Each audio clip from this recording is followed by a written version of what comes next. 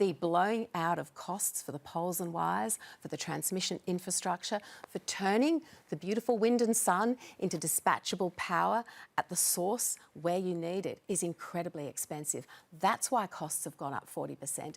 That's why Australians are struggling. There are two big components of your power bill. One, the wholesale price of electricity. The wholesale price of electricity is the cost of making basic electricity. It makes up about 40% of your bill. According to the experts and the regulator, the wholesale price of electricity rose sharply when the war in Ukraine broke out, sending the cost of coal and gas globally through the roof. And as coal-fired power stations have become more and more unreliable, other forms of energy have been needed to fill the gap, including gas. In the last decade, the cost of gas has tripled. Now to part two of your power bill. About 39% of your bill goes to network costs, the cost of the infrastructure, the poles and wires to bring the energy to your home. According to the experts, only a tiny proportion of the network costs now go to pay for transmission for renewables. Obviously, as the renewables rollout continues, those prices will go up.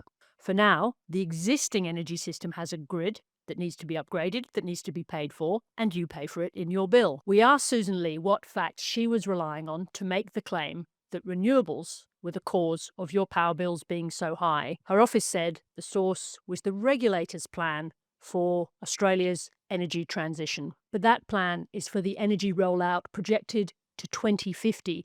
It's not a breakdown of the costs in your bill since the Albanese government came to power. Power bills are high, but the rollout of renewables are not the cause. But according to the experts, the bigger point is coal-fired power generation is becoming more and more unreliable. It has to be replaced. Replacing that energy with new coal and gas-fired stations is much more expensive than renewables.